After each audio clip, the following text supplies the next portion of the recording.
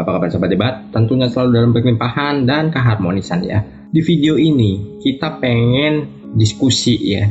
Saya pengen menyampaikan bagaimana sih memprogram pikiran untuk kaya. Nah, apakah itu bermanfaat? Apakah itu bisa diterapkan? Ya tentu saja bisa, sangat bisa. Dan memang beginilah polanya ya. Mungkin di sini saya pengen menyampaikan bagaimana kita memprogram pikiran bawah sadar kita, dan kita berbicara tentang bagaimana sih mengenali pikiran bawah sadar kita ini, cara kerjanya bagaimana. Jadi dalam video ini kita pengen mengulas bagaimana kinerja pikiran bawah sadar. Pikiran bawah sadar kita ini yang menentukan gitu loh, hidup kita bagaimana, terus nanti gimana kita bisa menjalankannya, dan kita merubah pola pikir kita. Di pikiran bawah sadar, semua akses yang masuk ya, apapun itu, entah disengaja atau nggak disengaja, itu akan menjadi sebuah program yang menentukan pikiran kita ini mau bagaimana gitu loh. Pikiran bawah sadar kita ini mau membuat hidup kita bagaimana, akan memprogram diri kita di masa depan atau mungkin beberapa waktu ke depan. Itu ya semuanya akan masuk ke pikiran bawah sadar, dan semua yang masuk itu dianggap benar. Kenapa dianggap benar? Ya, teman-teman bisa melihat ya, seorang penyanyi ya, siapapun itu penyanyi, terutama di Indonesia nih yang suka nyanyi lagu-lagu tentang penderitaan, lagu-lagu galau, lagu-lagu yang ya kurang membangun lah, kurang membuat diri kita bersemangat. Nah, coba perhatikan hidup mereka bakal sama dengan lagu yang dinyanyikannya. Mereka akan persis sama, meskipun nggak 100%, tapi dia akan mengalami. Karena apa? Pikiran bawah sadar ini nggak mengenal itu bohongan, itu lagu, itu rekayasa, terus itu bagaimana kita bercanda, itu dia nggak mengenal. Apapun yang kita masukkan ke pikiran bawah sadar, sengaja atau nggak sengaja, itu akan dianggap benar dan diwujudkan sebagai realita.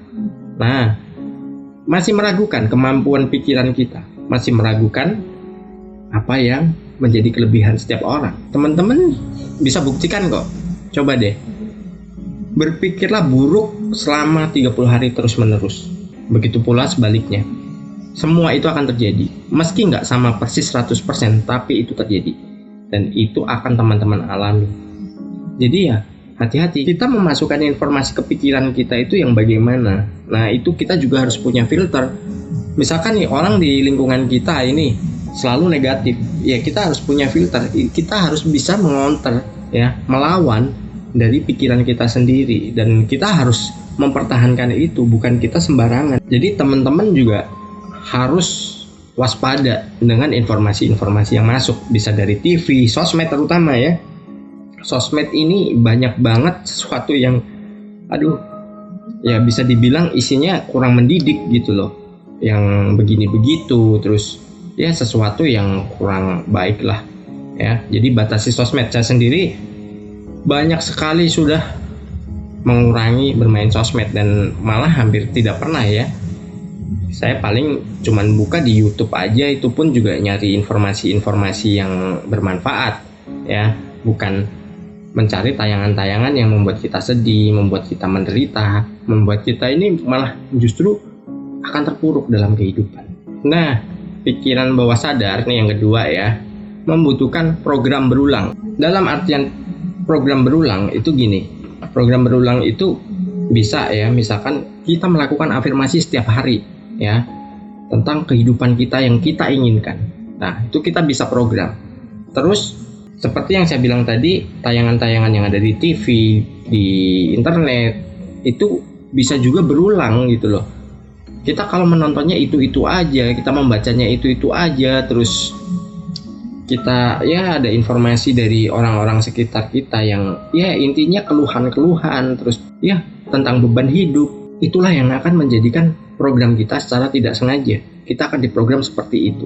Tiap hari berulang yang tadinya kita tidak menginginkannya, itu bisa terjadi. Apalagi kita jadi tempat curhat. Nah, orang curhat datang ke kita, dengan senang hati, kita ini menjadi pendengar yang baik ya tadinya. Kita mendengarkan terus, tapi kita lupa, kita melibatkan perasaan. Nah, nanti yang ini kita bahas di video yang lain. kita melibatkan perasaan, terus habis itu kita mengalami hal yang serupa.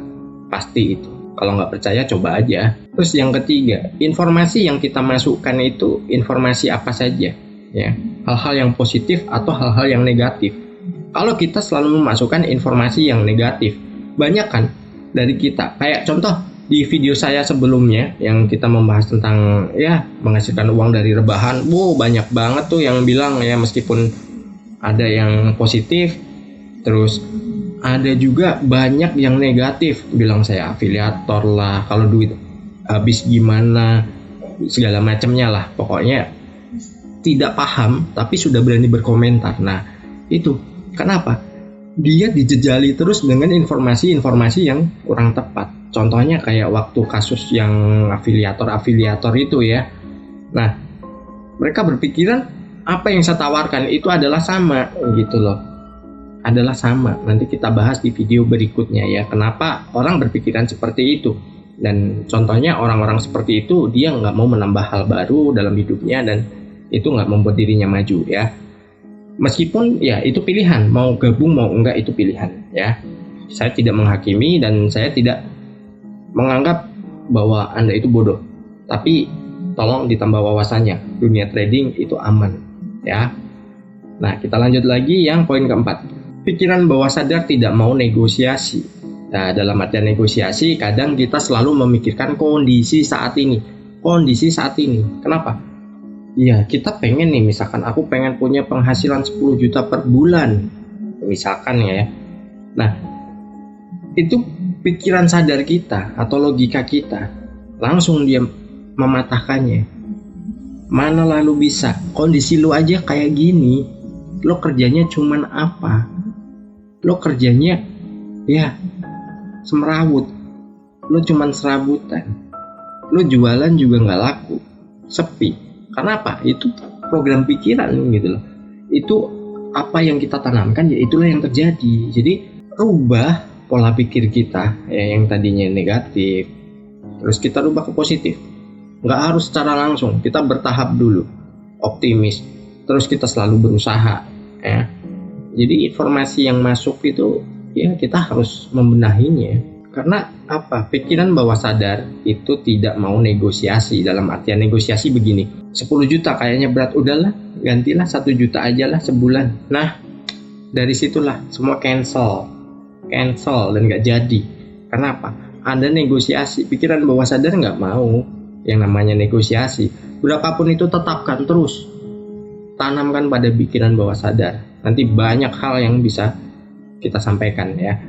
Karena ya kalau teman-teman ingin rubah pola pikirnya dulu, rubah cara pandang ya. Serap informasi yang positif. Gak mungkin saya menyebarkan informasi di sini itu yang menyesatkan teman-teman. Dalam artian menyesatkan demi keuntungan saya pribadi, no. Dan sekuritas yang saya pakai, saya nggak dapat apa-apa, jujur. Dan saya jelaskan lagi, uang 100.000 yang teman-teman masukkan itu atas nama teman-teman sendiri ya, bukan untuk saya. Itu nggak bayar, karena kemarin ada yang bilang, wah udah bayar nanti suruh bayar lagi bla bla bla. No, nggak ada. Yang ada hanyalah ya pikiran negatif Anda yang tidak mau belajar. Tapi ya saya maklumi ya, mungkin wawasan Anda cuma sampai di situ ya, nggak mau belajar. Kalau Anda mau belajar, tentu saja hal itu akan menepis semua pikiran negatif tentang hal yang membuat Anda akan maju. Lalu yang terakhir adalah 80 versus 20. Nah, apa sih 80 versus 20? Dalam kehidupan kita yang terjadi, itu 80% yang dihasilkan, yang terjadi dalam kehidupan kita adalah apa yang kita tanamkan pada pikiran bawah sadar kita. Dan 20%-nya adalah dari pikiran sadar kita. Jadi, misal itu terjadi perdebatan, ya, itu tentu saja akan dimenangkan oleh pikiran bawah sadar. Karena apa? Dia memiliki peran lebih besar dalam kehidupan. Contoh, detak jantung Anda, nafas Anda, semua diatur oleh pikiran bawah sadar. Semua dilakukan oleh pikiran bawah sadar. Kalau pikiran bawah sadar itu berhenti, hidup Anda tamat. Ya, sukses berlimpah.